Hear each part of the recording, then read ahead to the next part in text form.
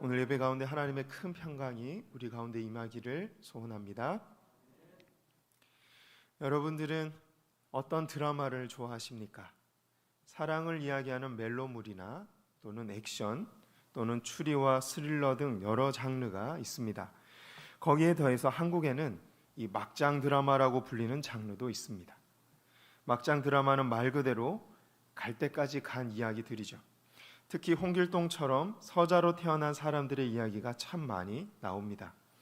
어떤 청년이 가난한 집의 아들로 태어나 아르바이트를 하면서 열심히 살아가다가 어느 날 자기 자신이 대기업을 이어받을 숨겨진 아들이라는 사실을 알게 되죠. 여러 상황이 급변하면서 갑자기 그 아들이 대기업을 물려받게 됩니다. 평생 자기 스스로 가난하고 힘없는 사람인 줄 알고 살아오다가 어느 날 갑자기 엄청난 부자의 큰 권력을 가진 이 대단한 사람이 되는 거죠. 사사기 6장에 나오는 기드온도 그랬습니다. 지난 시간에 살펴봤던 것처럼 기드온의 자화상은 생쥐 같고 비겁하고 힘없는 이 보잘것없는 사람과 같았습니다. 포도주 틀에 숨어서 몰래 밀을 타작하고 있는 기드온의 모습이 기드온의 그런 자화상을 잘 보여주고 있었습니다. 그러나 어느 날 하나님께서 기드온에게 나타나셔서 큰 용사여 라고 부르셨습니다. 그리고 내가 반드시 너와 함께함으로 미디안과의 전쟁에서 너를 사용하고 승리하도록 만들어주겠다 라고 약속하셨습니다. 하나님의 이 약속을 들은 후부터 기드온은 자신이 생쥐 같은 그런 숨어 사는 초라한 인생이 아니라 하나님이 들어 사용하시는 큰 용사라는 사실을 알게 되었고 믿게 되었습니다. 자신이 하나님께 버림받은 백성이 아니라 하나님께서 주목하고 계시며 기대하고 있는 하나님의 아들이라는 것을 알게 되었습니다. 그때부터 기드온은 자신을 종이 아니라 큰 용사로 바라보기 시작합니다. 기드온의 자화상이 마음가짐이 바뀌기 시작한 것이죠. 그때부터 그의 삶은 180도 변하게 되었습니다.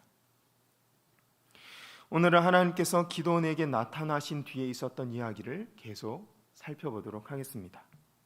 17절 말씀, 사사기 6장 17절 말씀 함께 읽어보겠습니다. 시작. 기드온이 그에게 대답하되 만일 내가 주께 은혜를 얻었사오면 나와 말씀하신 이가 주 되시는 표징을 내게 보이소서. 아멘. 오늘 본문의 시작은 기드온이 하나님께 소명을 받는 장면입니다. 하나님은 12절, 14절, 16절에서 거듭 기드온에게 용기를 주시고 내가 너와 함께 하겠다고 말씀하십니다. 그러나 기드온은 그 말씀에 대한 확신을 가질 수 있도록 표징을 달라고 지금 구하고 있습니다.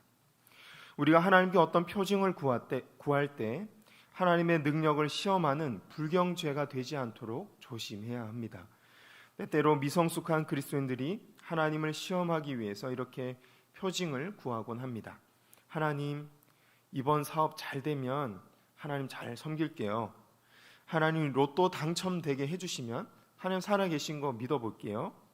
하나님 내 마음 아프게 한 저 사람한테 저주가 임하면 하나님 믿겠습니다 라고 기도하기도 합니다. 이런 기도에는 하나님의 주인 되심이 담겨 있지가 않습니다. 다시 말씀드립니다. 이런 기도에는 하나님의 주인 되심이 담겨 있지 않습니다. 하나님 제가 순종하겠습니다. 하나님의 종으로서 내가 따르겠습니다 라는 마음가짐이 없습니다. 단지 자기가 이루고 싶은 목적을 위해서 하나님이 살아계시긴 한 건가 시험해 보려는 그런 마음가짐이 있을 뿐인 거죠. 그런데 오늘 본문에서 기드온이 표징을 구한 목적은 하나님을 위한 것이었습니다. 섬기기 위한 것이었습니다. 표징을 통해서 기드온 자신이 큰 용사가 돼서 이스라엘을 구원할 것이라는 이 하나님의 말씀을 믿을 수 있는 믿음을 주십사 했던 것이죠. 그리고 그 믿음으로 하나님의 말씀에 순종하기 위해서 표징을 구했던 것입니다. 겉으로 기드온이 하나님께 표징을 구하고 있지만 눈에 보이지 않는 영적인 의미는 하나님 제발 저에게 믿음을 주옵소서였던 것입니다. 그래서 하나님이 응답해 주신 것이죠.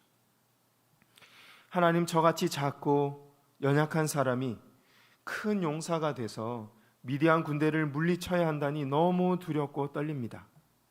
하지만 하나님께서 저와 함께 해주신다면 용기를 한번 내보겠습니다.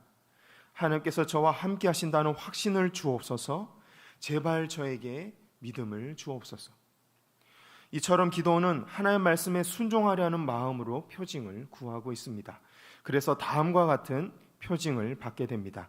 18절에서 21절 말씀 한 절씩 교독해 보겠습니다. 내가 예물을 가지고 다시 주께로 와서 그것을 주 앞에 드리기까지 이곳을 떠나지 마시기를 원하나이다 하니 그가 이르되 내가 너 돌아올 때까지 머무르리라 하니라. 기도원이 가서 염소 새끼 하나를 준비하고 가루 한 에바로 무교병을 만들고 고기를 소쿠리에 담고 국을 향문에 담아 상수리 나무 아래 그에게로 가져다가 드리매 하나님의 사자가 그에게 이르되 고기와 무교병을 가져다가 이 바위 위에 놓고 국을 부으라 하니 기도원이 그대로 하니라. 여호와의 사자가 손에 잡은 지팡이 끝을 내밀어 고기와 무교병이 되니 불이 바위에서 나와 고기와 무교병을 살았고 여호와의 사자는 떠나서 보이지 아니한지라. 아멘. 기도원의 바람과 소원대로 하나님께서 그에게 표징을 보여주셨습니다. 그가 하나님을 위해서 준비한 제물을 하나님의 불이 나와서 하나님의 불이 살라버렸습니다. 하나님께서 그의 마음을 받으셨고 그 예배를 받으셨다는 뜻이죠. 그런데 이상하게도 이 표징을 본 기도원은 슬퍼합니다. 22절 말씀 함께 보겠습니다. 시작. 기도원이 그가 여호와의 사자인 줄을 알고 이르되 슬프도소이다. 주 여호와여 내가 여호와의 사자를 대면하여 보았나이다 하니. 아멘. 우리는 흔히 하나님을 만나기만 하면 즐겁고 기쁘고 모든 문제가 해결될 거라고 생각합니다. 그러나 기도원의 모습에서 보다시피 하나님을 만나는 것은 두렵고 떨리는 일입니다. 왜냐하면 거룩한 하나님을 만나는 순간 자신이 죽을 수밖에 없는 죄인이라는 사실이 드러나기 때문입니다. 그래서 성전에서 하나님을 만난 이사야 선지자가 처음 했던 말은 샬롬, 할렐루야가 아닙니다. 오호라 나는 입술이 부정한 자로서 만군의 여호와를 배웠으니 망하게 되었도다. 나는 이제 죽게 되었구나 라고 말하고 있습니다. 그러므로 샬롬 즉 평강은 하나님께서 일방적으로 우리를 용서하시고 가까이 불러주실 때만 가능한 것입니다.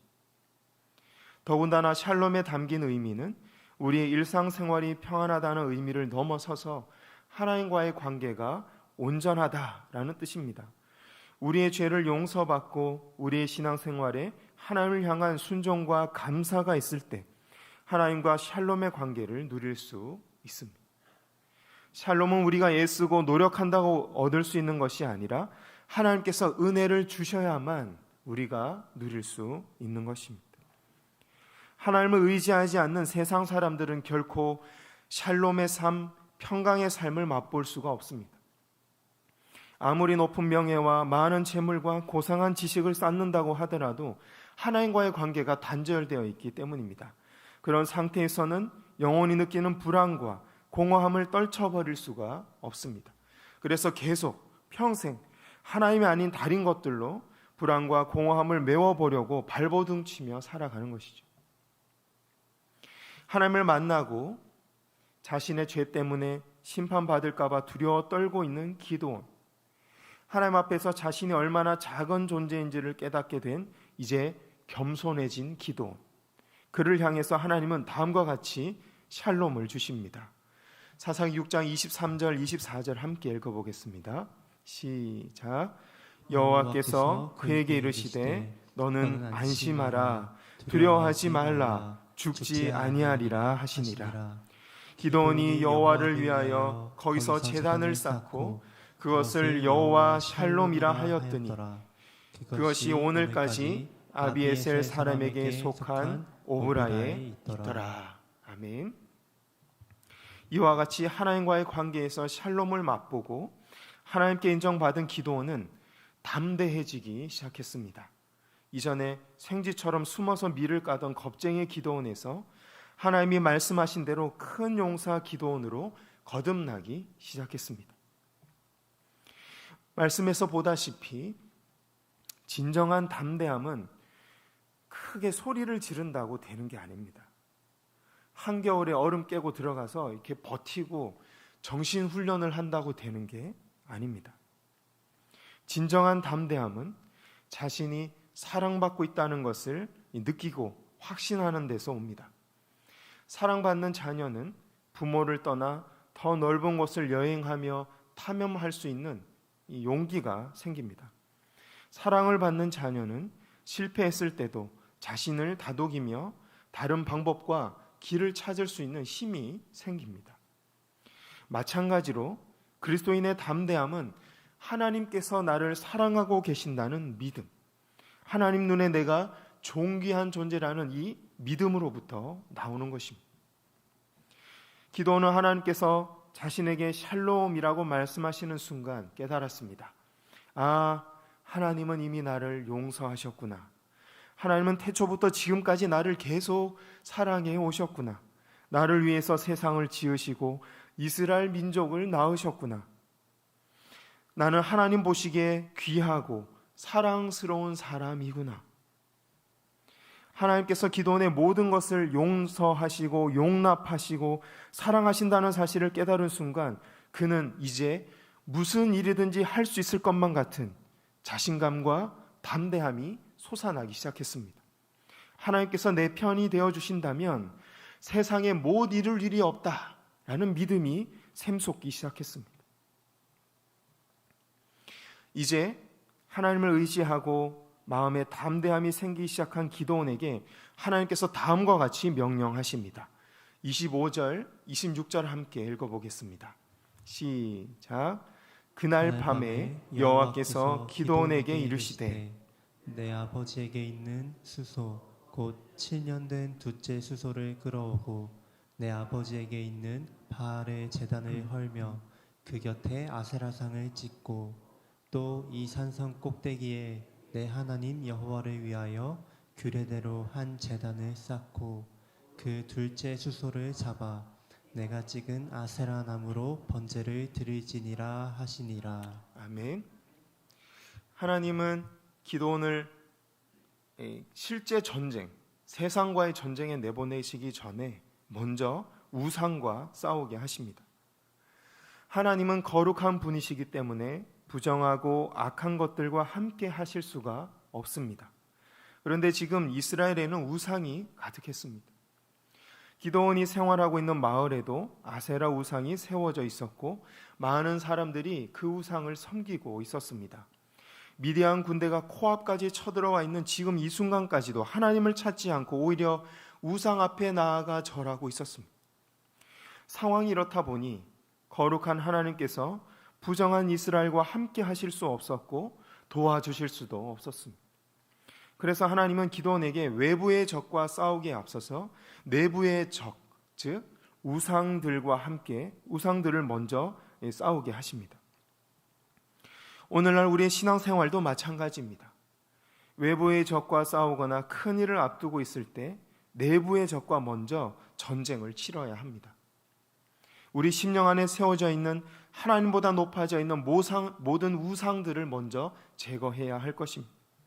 이단 등의 교회 외부의 적과 맞서기 위해서는 먼저 교회 안부터 점검해 나가야 하는 것입니다. 이와 같은 영적 전쟁에서 승리해서 하나님과의 샬롬의 관계를 회복한 후에야 거룩한 하나님께서 우리와 동행하시고 우리를 도와주실 수 있는 것입니다. 한편 25절과 26절에서 기도원이 하나님께 소명을 받는 과정을 보면 소명은 가만히 앉아서 하나님의 음성을 듣고 예배 드리는 것으로 끝나지 않는다는 것을 잘 보여주고 있습니다. 소명은 하나님의 음성을 듣고 지식적으로 깨닫고 의지적으로 동의하고 마음을 고쳐 먹는 것으로 끝나지 않습니다. 하나님께서 기도원에게 요구하신 것처럼 소명은 반드시 선포된 하나님의 말씀에 순종하는 행동까지 나아가야 합니다. 그래서 삶의 변화가 일어나기 시작해야 합니다. 6장 27절을 보면 기드온이 이 귀한 부잣집 아들로 태어나고 자랐다는 것을 확인할 수 있습니다. 27절에서 기드온이 아세라 상을 찍어버리기 위해서 거느리고 갔던 하인만 10명이었습니다. 본인이 데리고 간 하인만 10명이었어요. 또 31절을 보면 기드온의 아버지 요아스는 그 지역에서 높은 지위와 권력을 가진 사람이라는 것을 우리가 알 수 있습니다. 기드온이 아세라 상을 부숴버린 범이라는 것을 알게 된 마을 사람들이 기드온을 죽이려고 하자 기드온의 아버지 요아스는 말합니다. 내 아들 기드온을 건드리는 자는 아침까지 살아남지 못할 것이다. 그런데 아무도 대들지 못합니다.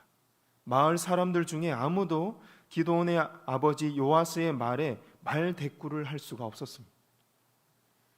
이처럼 기드온의 아버지 요아스는 마을 사람들을 말 한마디로 통제할 수 있을 만큼 큰 영향력을 지닌 지도자였습니다. 요아스는 이스라엘 므낫세 지파의 리더 중 한 명이었고 그의 아들 기드온은 이스라엘의 차기 리더로 준비되어 하고 있던 청년이었던 것이죠. 하지만 그들의 삶은 이스라엘의 리더라고 보기 어려웠습니다. 사사기 6장의 분위기로 보면 요아스는 아세라 우상을 섬기는 데 동조하고 중요한 역할을 담당해 왔던 것으로 보입니다. 아들 기드온은 살펴봤던 것처럼 비겁하고 나약한 사람에 불과했습니다. 하지만 기드온이 하나님의 말씀에 순종하기 시작하자 기드온의 삶뿐만 아니라 요아스의 삶과 이스라엘 백성들의 삶의 변화가 일어나기 시작합니다. 사사기 7장 14절 말씀을 함께 읽어보겠습니다. 시작. 그의 친구가 대답하여 이르되 이는 다른 것이 아니라 이스라엘 사람 요아스의 아들 기드온의 칼이라. 하나님이 미디안과 그 모든 진영을 그의 손에 넘겨주셨느니라 하더라. 아멘. 미디안 적궁 중에 한 사람이 기드온이 쳐들어오는 꿈을 꾸고 그에 대해서 하는 말입니다. 그런데 기드온을 향해서 기드온의 칼이라고 부릅니다. 왜냐하면 기드온이라는 이름의 어근은 베다, 자르다라는 뜻을 가지고 있기 때문입니다. 그러니까 기드온은 베는 사람, 자르는 사람으로 살아야 할 사명을 받은 사람이었습니다. 문제는 무엇을 자르고 무엇을 베는가에 있었습니다. 하나님이 주신 이 베는 은사로 무엇을 벨 것인가? 하나님의 음성을 듣기 전에 기드온은 밀을 베고 밀을 타작하는 데 자신을 사용했습니다. 그저 자기 한 목숨 부지하는 데 하나님이 주신 은사를 사용했던 것이죠. 그런데 하나님의 음성을 듣고 그 음성에 순종하기 시작하자 아세라 우상을 찍어버리는 하나님의 칼이 되었습니다. 개미떼같이 많은 미디안 적군을 무찌르고 온 이스라엘을 구원하는 칼이 되었습니다. 기드온이 사명을 받은 데서 멈추지 않고 사명에 순종해서 행동하기 시작하자 하나님의 손에 들린 칼, 여호와의 검이 된 것이죠. 하지만 27절을 보면, 오늘 본문 27절을 보면 기드온의 순종이 완전했던 것은 아니라는 것을 알 수 있습니다. 사사기 6장 27절 함께 읽어보겠습니다. 시작. 이에 기드온이 총 10사람을 데리고 여호와께서 그에게 말씀하신 대로 행하되 그의 아버지의 가문과 그 성읍 사람들을 두려워함으로 이 일을 감히 낮에 행하지 못하고 밤에 행하니라. 아멘. 25절을 보면 하나님께서 기드온을 부르시고 그에게 소명을 주신 그날 밤 첫 번째 임무를 주셨습니다. 아세라 목상을 찍어버려라. 그리고 그 목상을 땔감으로 사용해서 나에게 제사를 드려라. 그런데 27절에서 기드온이 아세라 목상을 찍은 날은 하나님이 명령하시고 난 후 며칠이 지난 시간이었습니다. 아세라 목상을 찍어버리라는 하나님의 말씀을 받았고 그것을 행동으로 옮겨야 되겠다는 결심을 했지만 27절처럼 아세라 우상을 섬기는 이 성읍 사람들이 두려워서 기드온은 선뜻 순종할 수가 없었습니다. 그래서 기드온이 생각해낸 방법은 사람들이 드문 밤중에 종 10명을 데리고 가서 순식간에 우상을 찍어버리는 것이었습니다. 이 방법에는 큰 용사다운 모습이 없습니다. 여호와의 칼다운 권위도 보이지 않습니다. 아직 기드온의 마음 속에는 숨어서 미를 타작하던 과거의 자신의 모습이 남아 있었기 때문이죠. 기드온은 미디안 군대 앞에 두려워 떨던 과거의 모습을 아직 완전히 벗어버리지는 못했던 것입니다. 하지만 기드온은 포기하지는 않았습니다. 죄 많은 자신에게 샬롬을 주신 하나님, 나약한 자신을 큰 용사라고 불러주신 하나님, 이제 너를 여호와의 칼로 사용하겠다고 믿어주신 하나님을 실망시키고 싶지 않았기 때문입니다. 기드온은 자신을 사랑해 주시고 자신을 향해 큰 기대를 하고 계신 하나님을 기쁘게 해드리고 싶었습니다. 그래서 그는 여러 날 고뇌하며 자신 안에 있는 두려움과 싸웠습니다. 나약한 옛 모습을 벗어버리고 큰 용사로 변화되고 하나님의 손에 들린 여호와의 칼로 만들어져 가기 위해서 기드온은 안간 힘을 썼습니다. 그렇게 깊은 고민 끝에 생각해낸 방법이 27절이었습니다. 비록 멋있지는 않지만 기드온이 하나님의 말씀에 순종할 수 있는 나름 최선의 방법이었던 것이죠. 그렇게 그는 믿음의 첫걸음을 내딛었습니다. 밤에 몰래 아세라 목상을 찍어버렸죠. 덕분에 성읍에는 큰 소동이 일어났고 목숨의 위협을 받기도 했습니다. 하지만 결과적으로는 하나님께서 기드온을 지켜주셨고 여룹바알이라는 이 별명을 얻게 됩니다. 32절 말씀 함께 읽어보겠습니다. 시작. 그날에 기드온을 여룹바알이라 불렀으니 이는 그가 바알의 제단을 파괴하였으므로 바알이 그와 더불어 다툴 것이라 함이었더라. 아멘. 여룹바알이라는 뜻은 바알 우상과 싸워서 이긴 사람이라는 뜻입니다. 좀 더 구체적으로 말하면 바알 신과 논쟁해서 바알 신이 무능하고 바알 신이 존재하지 않는다는 것을 증명했다라는 뜻입니다. 이후로 기드온은 자신의 본래 이름 기드온이라는 이름보다 여룹바알이라는 이 별명으로 성경에 더 많이 기록됩니다. 최선을 다해서 순종한 기드온은 이제 어디를 가든지 하나님을 위해서 우상과 싸워서 이긴 큰 용사로 기록되고 있습니다. 하나님은 기드온의 최선을 다한 순종을 기뻐 받으시고 겁쟁이 기드온에게 새로운 여룹바알이라는 이름을 주신 것입니다. 이와 같이 하나님께서 원하시는 순종은 이 100점짜리 완전한 순종이 아닙니다. 그분은 우리가 최선을 다해서 사명을 받은 방향으로 한 걸음 나아가는 순종을 원하십니다. 하나님은 최고가 아니라 최선을 원하시는 분입니다. 기드온의 이야기에서 보다시피 하나님이 주신 목표를 향해 우리가 한 걸음 나아가기 시작한다면 우리의 나머지 부족한 모든 부분은 하나님께서 다 채워주시고 이루어 주실 것입니다. 우리가 한 걸음만 순종한다면 우리 앞에 놓인 홍해는 하나님께서 친히 갈라주실 것입니다.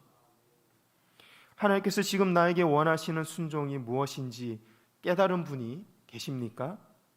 그런데 두려워서 제자리 걸음만 하고 계신 분이 있으십니까? 망설이지 마시고 최선을 다해 한 걸음 순종하시기 바랍니다. 그러면 하나님께서 여룹바알이라는 이름을 주시고 큰 용사로 살게 하실 것입니다. 우상이 두려워 떨고 세상이 두려워하는 여호와의 칼로 살게 하실 것입니다. 오늘 말씀에서 두 가지를 기억하길 원합니다. 첫 번째는 모든 전쟁에 앞서 영적 전쟁에서 승리하고 거룩함을 회복해야 한다라는 점입니다. 하나님께서 기드온을 적군 이 미디안과의 전쟁에 내보내시기 전에 먼저 아세라 우상과 영적 전쟁에 내보내셨습니다.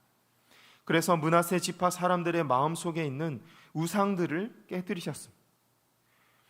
눈에 보이지 않는 영적 전쟁에서 승리하고 거룩함을 회복한 후에서야 눈에 보이는 전쟁에 나설 수 있는 것입니다. 왜냐하면 우리가 거룩성을 회복하기 전까지는 거룩한 하나님께서 우리와 동행하실 수도 없고 도와주실 수도 없기 때문입니다. 큰 일을 앞두고 있는 분이 계십니까? 큰 고민거리를 짊어지고 있는 분이 계십니까? 다른 일에 앞서서 영적 전쟁을 먼저 치르시기 바랍니다. 심령 안에 있는 우상을 버리고 영적 전쟁에서 승리하고 거룩을 회복해야 합니다. 그때 하나님께서 도와주실 줄 믿습니다. 두 번째로 기억해야 할 것은 큰 용사가 되라는 이 기도원의 사명은 하나님의 말씀을 받는 것에서 시작됐지만 순종과 행함으로 완성되어져 갔다는 점입니다. 하나님께서 기도원에게 큰 용사가 되라고 말씀하시고 내버려 두시지 않으셨습니다. 구체적으로 무엇을 해야 할지 알려주셨습니다. 첫 번째 임무는 성읍에 많은 사람들이 섬기고 있는 아세라 우상을 찍어버리라는 것이었습니다. 기도원은 뒷일이 걱정돼서 많이 고민했지만 결국에는 순종했습니다. 밤에 몰래 들어가서 우상을 찍어버렸습니다. 완벽한 순종도 아니고 멋진 모습으로 순종한 것도 아니었지만 하나님은 기도원의 최선을 다한 순종을 받아주셨습니다. 그 결과 그는 큰 용사의 한 걸음 더 가까워졌습니다. 바알과 싸워서 이겼다는 뜻이 담긴 여룹바알이라는 새로운 이름을 얻었고 많은 사람들이 그를 여호와의 칼로 인정하고 받아들이기 시작했습니다. 우리 모두에게 영적 전쟁에서 먼저 승리함으로 눈에 보이는 전쟁을 준비하는 지혜가 있기를 소원합니다. 또 하나님께서 각자에게 맡겨주신 사명을 순종과 행함으로 완성해 나가는 은혜가 우리 모두에게 있기를 소원합니다. 기도하겠습니다. 사랑의 하나님, 우리가 하나님을 믿는다고 하지만 때때로 우리 안에 기도원과 같이 세상을 두려워하는 마음이 남아있음을 고백합니다. 전능하신 하나님, 우리를 큰 용사로 부르셨으니 큰 용사답게 담대하게 하시고 능력 있게 하옵소서. 겁쟁이 기도원을 용사로 변화시키신 하나님, 겁쟁이 기도원을 여룹바알로 변화시키신 하나님, 우리도 변화시켜 주옵소서. 그래서 주님의 뜻을 아는 것과 행하는 것이 일치되는 신앙생활하게 하옵소서. 우상을 무너뜨리고 세상 지혜를 뛰어넘는 승리의 삶을 살게 하옵소서. 예수님의 이름으로 기도드립니다.